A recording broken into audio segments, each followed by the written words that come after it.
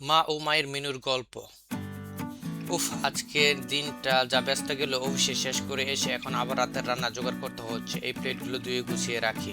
মিনু বলল, তুমি কি করছো মা?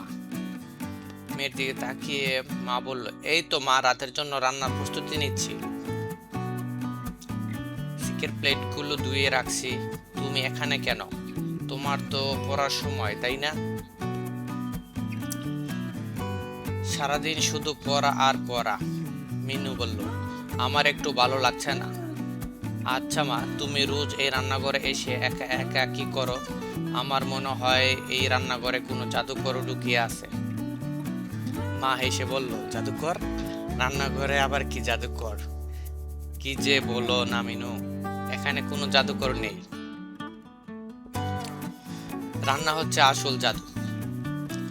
মিনু বলল, না মা, আমি সত্যি বলছি। তুমি যখনই এই রান্নাঘরে ঢুকো তখন কেমন সুন্দর একটা সুগন্ধ বের হয়, আর তারপর টেবিলের উপর ম্যাজিকের মতো সব মজাদার খাবার চলে আসে। এটা জাদু না হলে আর কি?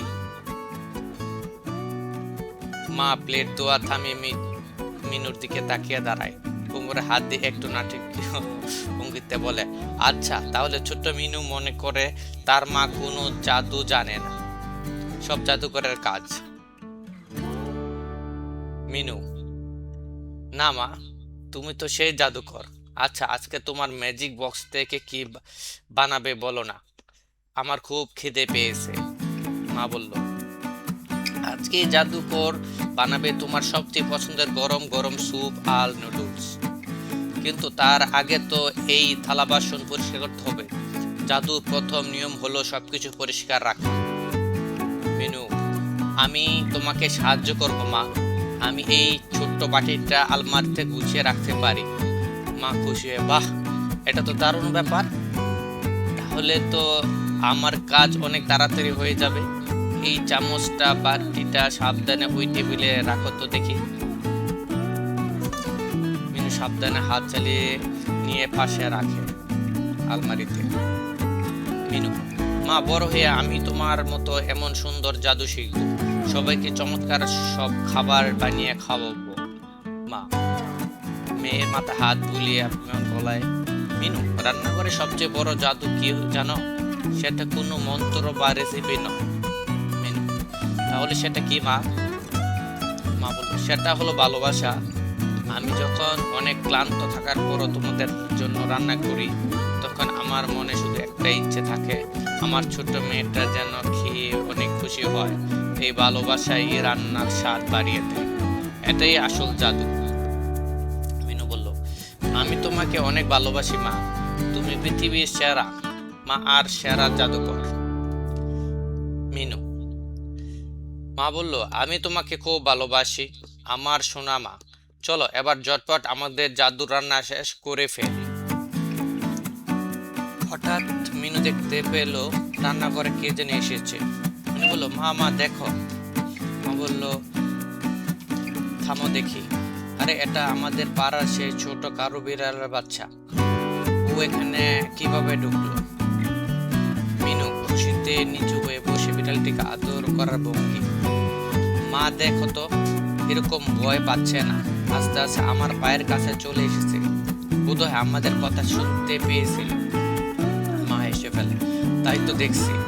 ও বোধ হয় বুঝতে পেরেছে আমাদের রান্নাঘরে কোনো জাদুর কাজ চলছে, তাই জাদুর খাবারের সুগন্ধ পেয়ে এসে চলেছে। আচ্ছা মা, ওকে আমাদের জাদুর স্যুপ আর নুডলস খেতে এসেছে। দেখো না কেমন মিউ মিউ করে আমাদের দিকে তাকাচ্ছে। ও বোধহয় খুব খিদে পেয়েছে, ঠিক আমার মতো। মা, হতে পারে সোনা, বিড়ালের বাচ্চারা খুব অবুঝ হয়। বাইরে তো অনেক ঠান্ডা আবার গরম থাকে, হয়তো একটু নিরাপদ আশ্রয় খুঁজে আর খাবারের গন্ধ পেয়ে আমাদের ঘরে চলে এসেছে। মা, মিনু বলল, আমার কি একে আমাদের সাথে রেখে দিতে পারি না? আমি এর নাম রাখবো কালটু। আমি প্রতিদিন একে নিজের হাতে দুধ ভাত খাওয়াবো। একটু দুষ্টামি করব না, প্লিজ মা, না করো না। হ্যাঁ, মা বলল, বিড়ালের বাচ্চাটা কিন্তু কোনো ঘর নেই, একে আশ্রয় দেওয়া তো খুব ভালো কাজ। কিন্তু মিনু, একটা পশু পাখি ঘরে রাখা মানে হলো কিন্তু অনেক বড় দায়িত্ব।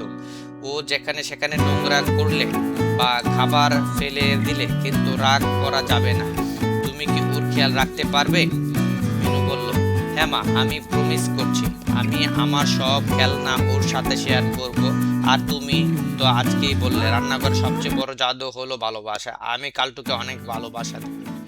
মা বলল, বাহ, আমার ছোট্ট মেয়েটা মনটা তো অনেক বড়। ঠিক আছে, তাহলে আজ থেকে আমাদের পরিবারের নতুন সদস্য। যাও, ফ্রিজ থেকে বাটিতে একটু করে হালকা গরম দুধ নিয়ে এসে ওকে দাও। মিনু, থ্যাংক ইউ মা, তুমি পৃথিবীর সবচেয়ে লক্ষ্মী মা। এই কালটু, তুই আজ থেকে আমাদের জাদুর রান্নাঘরের নতুন বন্ধু।